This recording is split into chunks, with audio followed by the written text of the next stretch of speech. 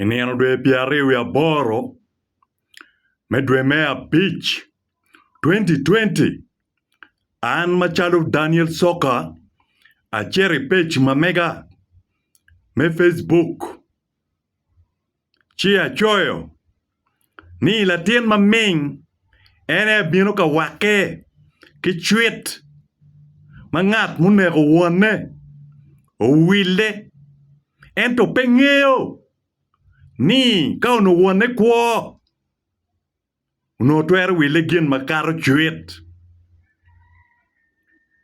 choj en ni ukelo tuan lok maduong tutwal dano mariek gukwedo tiene guniang gungeo jo mukene go waja ti ni mantiga waja word pariemo mantiga waja word pariemo yes unati waja word pariemo nyurni mutaka maki wili ki Bosmic unuroro maki chwet mangaru nego wone o wile dong tiga biriki chwet kun ene nego woru kun ene nego woru waliel pa woru be neno wakama woru ki yike ye nyotobi ye be ngeo ento ichero karibu chi kachiel ki ngar nego woru ichero ka gamo chwet mangar nego woru ene wilo kada bino ka wake kede bora choli man nyuru kamaleng ni an achako tiro Otim Bosmic wakama bo en dok wachon do achuli manok ke mugu mafut kutan social media la wo ki kompedi unyo tiano pegi ngeo telewa kirutimi uchaka wene amira waja ti kamaleng ni an inieno dwe achiel medwe ma achiel 2020 an ke mago an noko kigulu kikerago police custody kigwagago chabira achiel i orokol confiscating chima weng aber chabira achiel inieno ma birne kitugi chwala nyim court remanding anogo igulu main prison kun ke wajo ni an a inciting violence kidong mario ana leading jemo e como meme unyo majo meme jo magipogo maji Uganda remanding anogo chabira rio igulu prison ento pitero pa jo palurema kachiel ki family members mamega kuchung matek meneno ni an ke kwanyo an ki prison chini de piare wi angwen ma an adugu inyim court kimiuna gin makiluoni bail ikare makimina court bail an adugu gang madugu gang i town gulu kiniati ni umera ni Daniel Soka ngeo ngotime awai ni pangeo ni umeru machalo tim uchariko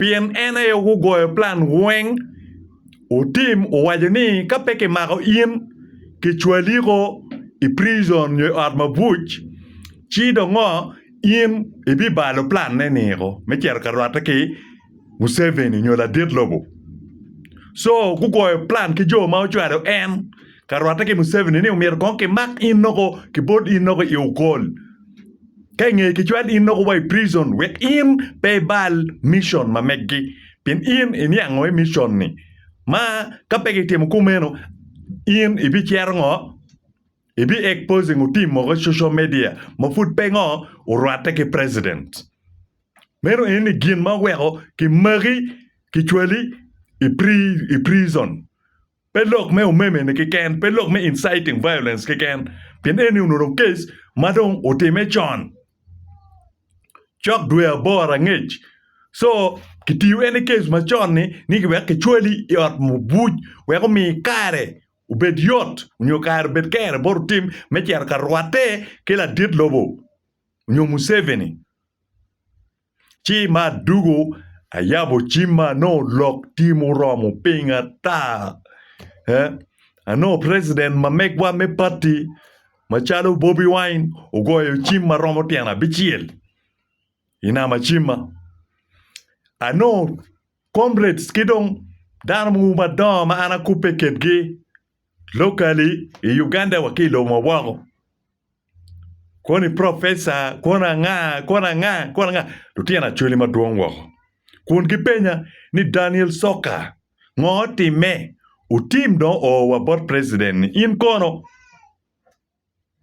pien wana ngeu mabe ni wunu donya ka chiel wunu kedu team Bosmic i people power mission weng utim ka chiel plan weng ugoyo ka chiel chi agamo aduogo report bot president mamega machalo Bobby Wine ka chiel ki dano mungu madongo coordinators mapol mamegwa matil ilobo Ulaya ki dano madongo mana kupe ketgi ilobo Ulaya awanyi ni an kit bola go prison jabit adek kombedi panero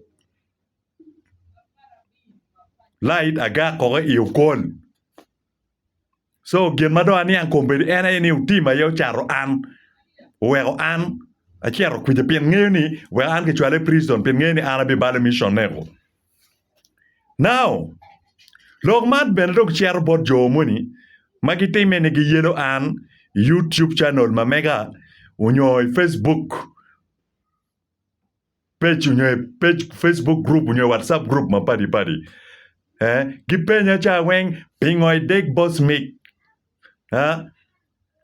pingay maro wayu gin mo karangej ginu kar donki wego bedi yan ini ngeo kama ana karo ke ye ini ngeo ko me prison tike in ma foot pay logo ngeo ni an ke chwada later abedi CMI ibuya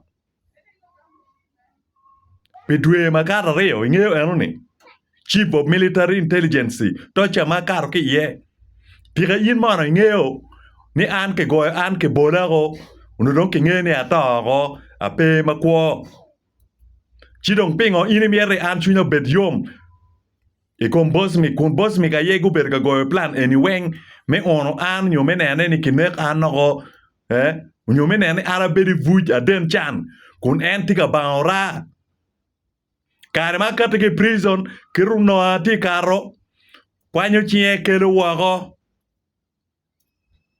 nyuru sign pa NRM war chie ki kiyo calo wago me nyuru sign pa NRM eno ni kiken ko utimu chero choyo Facebook page ni en imiero wi an ya tabo chamme muni kare matie pur ka tike na remba uwaji bodana mapol ni en imiero wi an ya tabo chamme murgi no team Bosmic waju munu mai kare maputi NRM a utima chilu wen mu wen chenge kwanyo gamente chona waraga abikonyiba team ti wer an pingeo wan watupe wana kwede ma en lo ke motaka temeni lwenyi kom an meno eno ke ingo street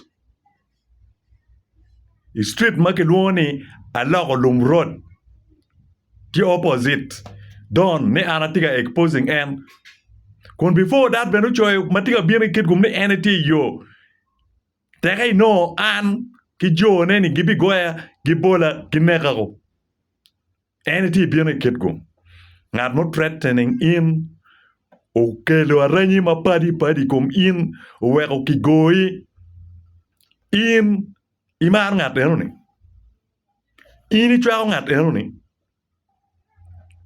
look any fonati logane leba churi I will come with the English version of this so that some of our comrades in Buganda land and around the world should understand what I'm talking about. So Otim Bosmic is not trusted. And he cannot be trusted with anything. Ana beru ka wajane kamaleng ni Otim Bosmic roma ki gwok manao ngoke. Ya da gwok nao ngoke. And ka onena long Otim Bosmic oberu ka nao ngoke ko kare ducu. And we chani tika nao ngoke. Komberi cha ni manti wajane ni Otim ochoyo warga don komberi dwe adeka ngech bot Bobby Wine tika begging ni kiwek ene duki. Kombedi do chani Otim wine ende mar Bobby Wine total he's deceiving because he's now frustrated. He has no way, he has nowhere to go. He started begging Bobby Wine that Mr. President help me, do what.